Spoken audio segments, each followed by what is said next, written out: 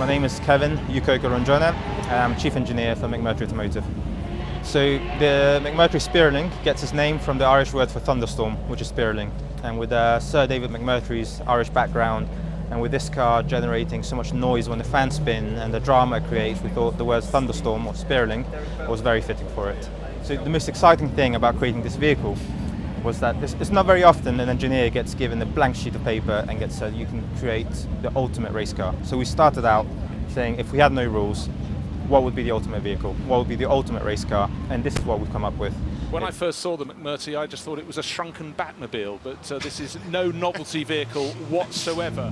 Hi, my name's Alex Summers. I'm 2015 British hill climb champion. I've done a bit of circuit racing, but predominantly since I was 16 it's been hill climbing. This is one of the only hill climbs in the country that I've never driven before, so quite a novelty for me, but hugely exciting.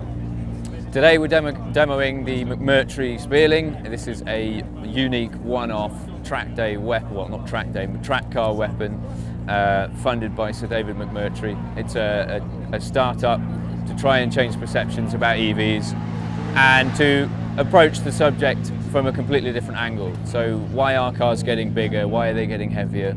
Does that help with range? No, it doesn't. So how can we make the car as small and as agile as possible? And how can we get the range in an EV that brings it into a space that it compete in, it can compete in longer events, brick car or whatever. So the fundamental concept of the car is ultra low drag, high downforce. And the downforce is created by two big fans behind the driver. And we've been making a lot of jet engine type noises, which has been appealing to some people.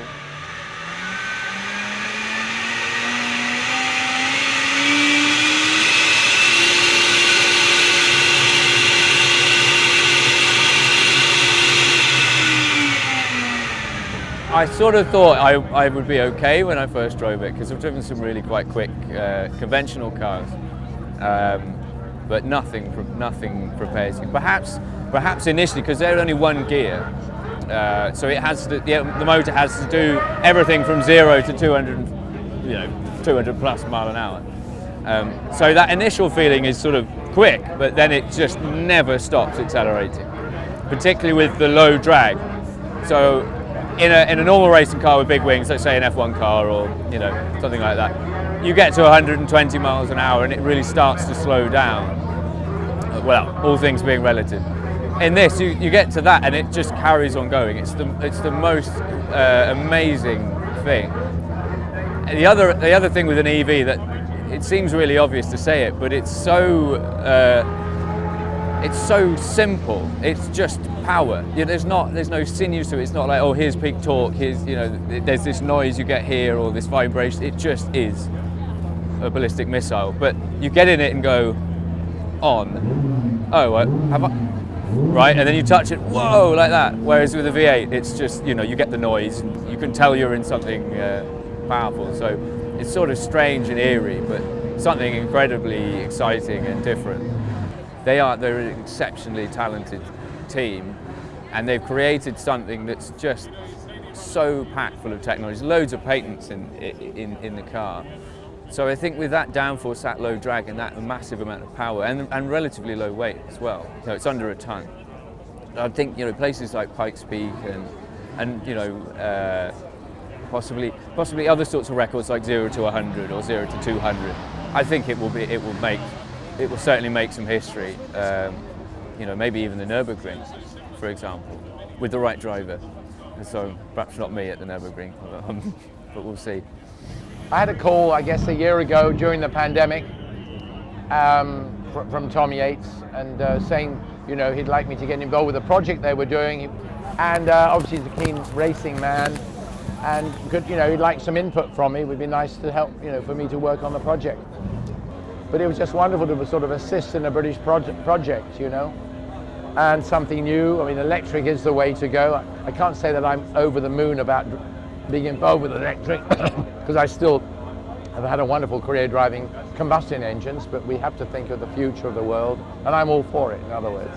I've never known anybody with a racing team say, we'll be ready for this. And it was ready 5 or 6 days early. I couldn't believe it. It was remarkable, really. So, and then we did some testing last Monday in Wales, which was a bit of an eye-opener. I haven't driven a race car for 2 years, and I hadn't driven on the track before, and I certainly hadn't driven an electrically operated car. So it was a bit of a learning curve, but it was just great fun. I sort of had to have a steep learning curve myself, didn't do many laps, and it's obvious the car wasn't quite ready sort of chassis-wise, but engine-wise it was magnificent. Well, usually when I downshift or slow down for a corner, the engine slows me down. This doesn't. I'm used to accelerating, and when it gets to a certain revs, I'm used to shifting gear. And in this, it just keeps going and roaring, and you think, my goodness, I'm ready for takeoff, you know. And it takes some getting used to. It's just a different picture for the driver. The thing was trying to tame the engine so that we could actually drive it. And I think that's possibly been the input I've had for them, is that I sort of know what a car could feel like.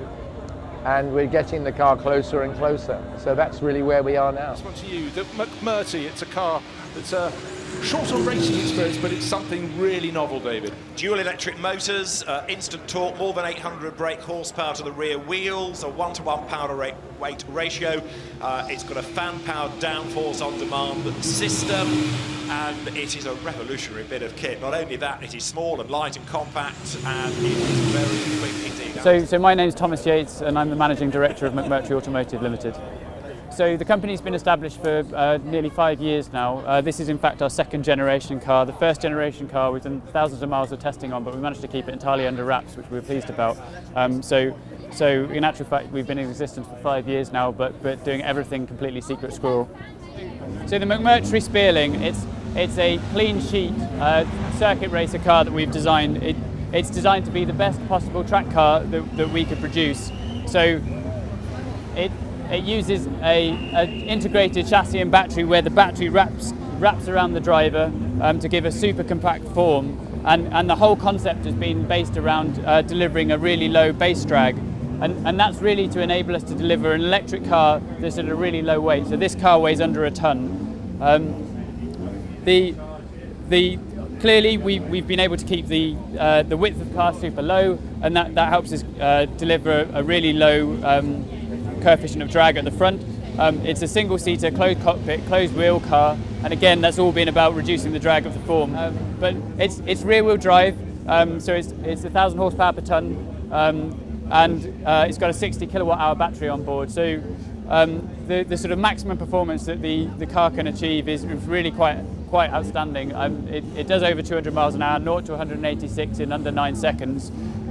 If we were to run it at sort of GT3 levels of pace, we can go somewhere between 30 and 60 minutes, depending on the levels of energy management that are used. Really, we just love to help bring the game forward in electric motorsport, because electric motorsport is clearly something that is happening and needs to continue to happen. And so this is really our attempt at trying to enable a significant step change forward in the field of electric motorsport.